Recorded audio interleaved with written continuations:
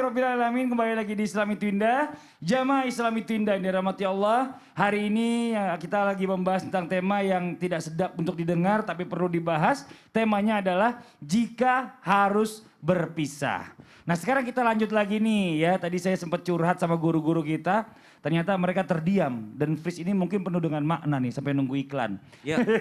Ustaz Syam ini gimana jadi kalau seandainya ada orang tuanya bercerai. Tapi dia mau cerita sama anaknya ini kayak apa ya? Ada perasaan takut anak-anaknya kecewa, takut anak-anaknya shock. Nah ini apa yang harus dilakukan? Bagaimana adabnya nih? Silakan. Bismillahirrahmanirrahim. Tabi Ustaz Zanada, Ustaz Maulana, Mas Fadli, serta guru-guru kami yang dimuliakan Allah Subhanahu wa Ta'ala, serta para orang tua yang insya Allah berusaha untuk menjaga titipan Allah yang dikirimkan kepadanya, yaitu anak yang soleh dan soleha. Bismillahi masyaallah la yasuqul khaira illallah. Bismillahi masyaallah la yasrifu su'a illallah. Bismillahi masyaallah ma kana min ni'matin fa minallah. Bismillahi masyaallah la haula wa la quwwata illa billah. Maka subhanallah, adab-adab dalam berbicara sangat banyak sekali. Justru dikatakan dalam riwayat siapa yang paling banyak bicaranya, dia yang paling banyak salahnya. Maka tadi kita nge-freeze sebentar untuk apa? Diam sejenak, berpikir apa yang harus dikeluarkan daripada mulut ini. Maka begitu pula orang tua. Yang pertama yang harus dilakukan tanpa bermaksud menggurui ataupun mengajari, karena mungkin yang menonton acara Islam Itu Indah adalah yang lebih berpengalaman daripada kami semua. Maka yang pertama adalah carilah waktu yang tepat. Sayyidina Abu Bakar As-Siddiq seperti diceritakan dalam riwayat, beliau sepeninggal Rasulullah SAW, beliau selalu meletakkan sesuatu di dalam mulutnya guna menggigit sesuatu tersebut. Mungkin siwak atau apa, itu yang diletakkan dalam mulutnya. Untuk apa? Beliau tidak akan pernah berbicara kecuali beliau berpikir terlebih dahulu. Maka beliau lebih banyak diamnya dibandingkan berbicara. Maka yang pertama, carilah waktu yang tepat untuk berbicara. Jangan pas anak lagi banyak-banyaknya PR-nya, lagi banyak-banyaknya tugasnya, baru dibebankan dengan sesuatu yang sangat berat bagi dirinya, bagi kehidupannya, bagi pikirannya, bagi perasaannya. Maka pilihlah waktu yang tepat untuk berbicara. Yang kedua, sampaikan dengan berdua. Sampaikan berdua, ayah dan ibunya ada di sampingnya. Mungkin sang ayah akan mengatakan, kalaupun terpaksa untuk berpisah gitu ya, maka sang ayah akan mengatakan, nah ayah tidak tinggal di rumah ini untuk sementara, ayah akan tinggal di tempat pamanmu untuk sementara, tapi kalau hari libur engkau bisa mengunjungi ayah, engkau bisa bertemu dengan ayah, karena mungkin pekerjaan atau apa, mungkin disampaikan dengan cara yang halus, dengan bahasa-bahasa kamuflase kepada seorang anak yang belum mengerti. Dan jangan menyampaikan kepada satu anak saja. Biasanya seperti itu. Ada yang menyampaikan kepada anak nomor satu saja. Anak nomor satu diberikan beban untuk menyampaikan kepada adik-adiknya. Maka ini akan memberikan beban yang sangat berat kepada satu orang anak. Ini menurut psikolog-psikolog yang kami baca, bahwasanya jangan menyampaikan hal ini kepada satu orang anak saja, yang sehingga beban berat ini dibebankan kepada satu orang anak yang harus menyampaikan kepada adik-adiknya. Maka hal tersebut adalah merusak juga atau merusak mental dan pikiran sang anak. Yang keempat, pahamkan kepada anak bahwasanya mereka adalah tetap bagian daripada orang tuanya. Maka jangan pernah menjelekkan pasangan di hadapan anak. Maka tanpa bermaksud menggurui ataupun mengajari, anak tetaplah bagian daripada ayahnya. Mungkin terjadi perpisahan antara ayah dan ibunya, dan sang anak ikut dengan sang ibu, lalu ibunya seringkali menjelekkan ayahnya. Dia lupa bahwa bagaimanapun anak ini adalah bagian daripada ayahnya. Anak ini adalah bagian daripada papa dan bapaknya. Maka subhanallah, jangan sampai ketika sudah terjadi perpisahan maka senantiasa menjelekkan pasangan di hadapan anak, dan ini adalah menimbulkan kebencian terhadap anak, padahal dia tetap harus berbakti kepada kedua orang tuanya. Dan perhatian itu tidak pernah terputus, karena tidak ada yang namanya mantan anak. Mantan suami mungkin ada, mantan istri mungkin ada, tapi tidak ada yang namanya mantan anak. Dia tetaplah titipan dari Allah Subhanahu wa Ta'ala. Ba'dan aqul a'udzu billahi minasyaitonir rajim.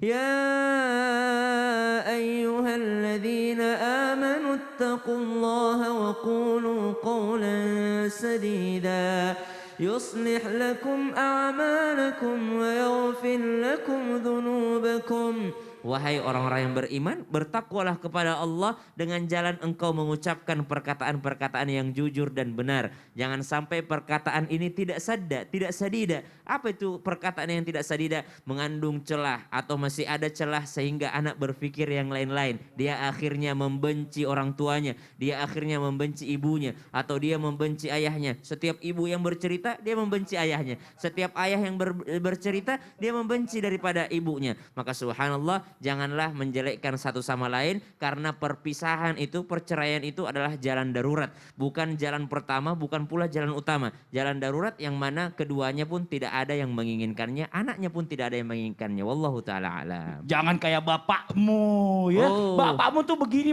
Aduh udah deh. Kayak ibu aja, jangan kayak bapak ya. Na'udzubillah. Bahaya Dan ini tuh, sering bahaya, terjadi Masya Allah. nih. Bener gak sih? Iya, Yang iya, namanya iya. orang kalau misalnya nggak suka sama suami atau nggak suka sama istri. Di depan anaknya tuh kayaknya anaknya terngiang-ngiang sampai besar itu. Padahal nanti kalau mau menikah, Ah. pastikan walinya adalah bapaknya. Nah itu dia masalahnya. Nah sekarang kita lanjut lagi nih ya. Mungkin gak semua orang tipikal orang yang suka curhat ya. Ada juga orang tipikalnya yang lebih introvert, menyimpan segala sesuatunya itu sendiri. Dia lebih memilih memendam masalahnya tanpa harus bercerita kepada orang tuanya. Nah tiba-tiba nih kalau misalnya kita bicara masalah orang tua, takutnya orang tua kepikiran gitu ya. Ada juga orang kayak gini. Nah terus tapi masalahnya bagaimana caranya mengatasi permasalahan segala sesuatunya sendiri tanpa bantuan orang tua. Dan tiba-tiba orang tua nanti tahu kalau seandainya dia sudah berpisah. Nah ini kan gak gampang juga nih. Ini dari sisi anak ke orang tua nih. Mungkin Ustaz Zanada mau izin, tafadhol penjelasannya. Baik Mas Fadli, terima kasih. Ustaz Syam, Ustaz Maulana izin. Bismillahirrahmanirrahim. Alhamdulillah wassalatu wassalamu ala Rasulillah. Rabbi syrahli sadri wa yassirli amri wahlul uqdatam min lisani yafqahu qawli. Sadaqallahul adzim. Bagaimana ketika seorang ingin menyampaikan perihal yang tidak enak kepada orang tua. Orang tua ini adalah yang hatinya harus senantiasa kita jaga. Jamaah sekalian, ketika pernikahan seorang suami mengatakan qabil tu nikahaha wa tazwijaha bil mahril mazkur, atau saya terima nikahnya, kawinnya fulana binti fulan misalnya, maka dengan mas kawin sekian maka itu terjadilah yang namanya pernikahan. Ketika seorang suami sudah mengucapkan akdun nikah, maka disitulah mulai banyak orang yang mengucapkan selamat menempuh hidup baru. Nah berarti kehidupannya sudah menjadi kehidupan yang baru, di mana antara pasangan suami istri ini harus lebih seiring sejalan bersama-sama untuk mengarungi kehidupan bahtera rumah tangga. Nah kemudian ketika pernikahan itu juga harapan orang tua pasti ingin anaknya bahagia.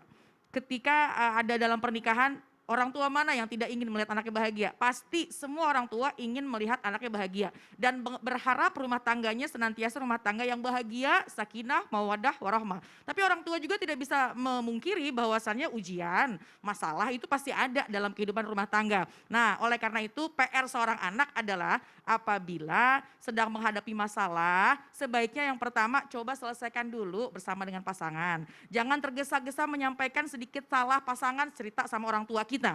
Karena tadi Ustaz Sam sudah sampaikan sedikit objektifnya orang tua. Kalau kita curhat biasanya yang dimenangin adalah anaknya sendiri. Nah jadi sebisa mungkin untuk menjaga keharmonisan juga dalam rumah tangga kita. Dan untuk mempertahankan dan dalam kebaikan-kebaikan jangka panjang, apabila ada masalah yuk bereskan dulu berdua dengan pasangan. Kalau memang misalnya komunikasinya tidak ketemu, coba cari waktu yang tepat. Atau kalau sekira-kiranya memang sulit sekali untuk berkomunikasi, dicari waktu nggak ketemu juga. Bagaimana solusinya?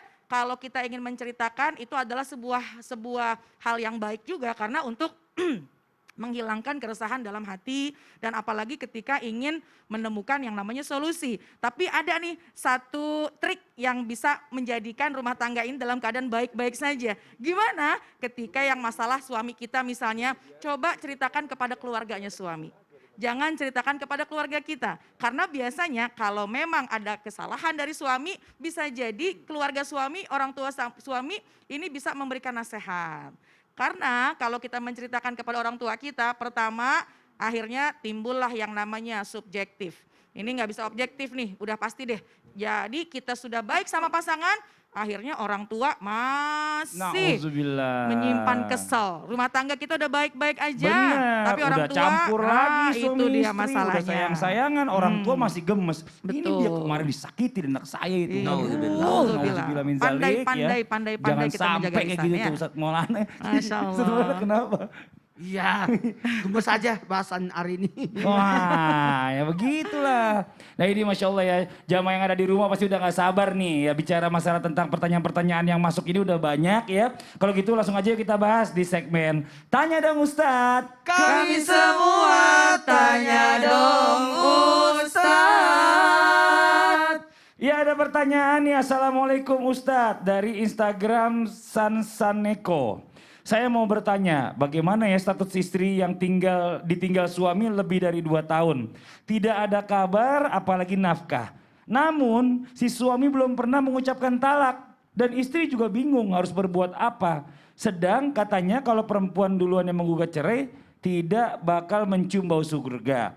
Mohon solusinya ya Ustadz, terima kasih. Nah kalau gitu dijawab sama guru kita yang sudah ditinggal 3 tahun. Ini lebih lama lagi nih. Ya, mohon izin pengalamannya, silakan share-nya Ustadz. Mohon izin. Tafadhol. Baik, izin Ustaz Sanada, Ustaz Sam. Bismillahirrahmanirrahim. Berkaitan tentang pernikahan, ketahuilah ada 3 hukum yang berlangsung dalam pernikahan itu, utamanya di dalam Islam, utamanya di negara kita. Karena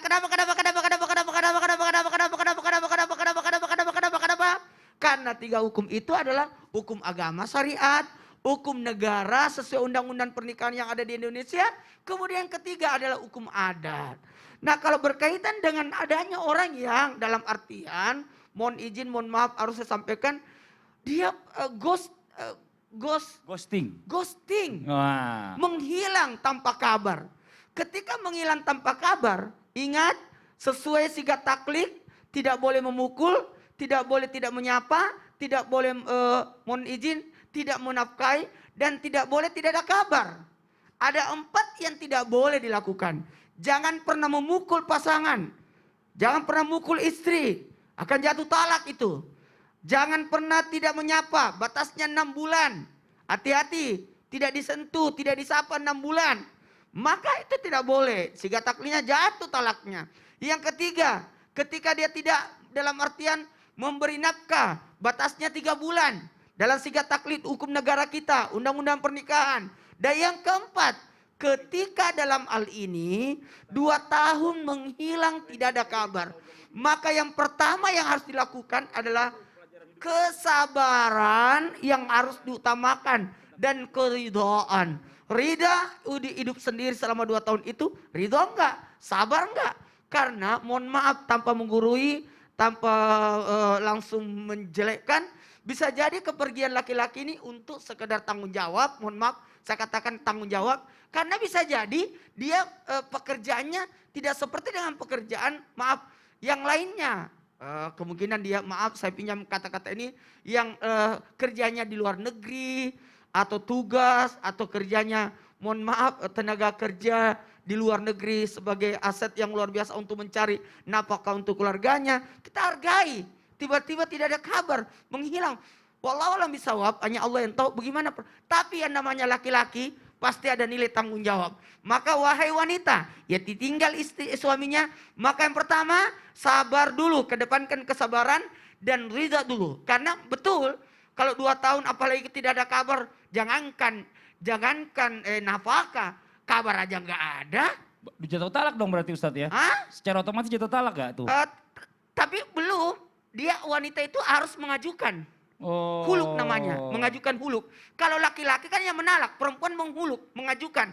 Kemudian tetap berbuat baik, ada namanya berbuat ihsan, membalas keburukan dengan kebaikan. Dan dia bekerja, selama ditinggalkan oleh suaminya, selama itu bernilai sedekah. Bernilai sedekah. Dan tetap berbuat baik dan berbaik sangka. Maksudnya apa? Karena ada namanya keluarga laki-laki. Diundang acara kawinan. Siapa yang undang? Keluarganya, saudara-saudaranya laki-laki. Padahal 2 tahun tidak ada kabar. Tetap dia berbaik sangka. Dan akhirnya di ending terakhir. Sekiranya ada yang mau lamar. Ini pernah kejadian. Pernah kejadian? Datang kepada saya orang itu minta nasihat. tapi melalui mertua saya. Bagaimana hukumnya? Dia harus menghadap. Oh. Huluk namanya. Masya Karena Allah. ada yang lamar. Jadi ada pilih, bisa dipilih sendiri Bisa ya. dipilih, Karena udah bisa jatuh memilih. sebenarnya secara Apakah 3 orang udah melanjutkan, aman. mempertahankan, atau Ya. mengganti. Oke, terima kasih banyak Ustadz Maulana atas penjelasannya. Mediasi udah, nanya orang ketiga juga Ini udah. kenapa ini? Aku nggak ikut campur. Kenapa itu Ustadz siap takut saya. mediasi juga ngomong. Seorang ketiga, jangan ada apa-apa deh sama No. jihad ini. Jangan-jangan Ustadz Syam ada apa-apa sama jihad. Jangan. Kagak Ustadz Syam ada kenapa sih? Astagfirullah, bukan gitu. Hah? Terus kenapa tiba-tiba Oh, ada lagi mediasi mikir, ya? mediasi Terus ada pihak udah. ketiga. Orang ketiga juga udah. Jangan macem-macem, Jian itu lagi hamil, kualat ntar Ustadz Syam gak boleh begitu. Wah, nuduh nih. Kagak ada yang begitu, siapa yang bilang ini? Saya. Emang ini masalah apa dong berarti? Bukanlah, nanti aja lah aku jelasin setelah yang satu ini ya. Oh, ya udah. Ini jangan sampai salah paham juga nih jamaah nih. Jangan kemana-mana jamaah, tetap di Islam itu indah. Jamaah, oh jamaah, alhamdulillah. Ingat mertua lagi nonton. Bukan saya.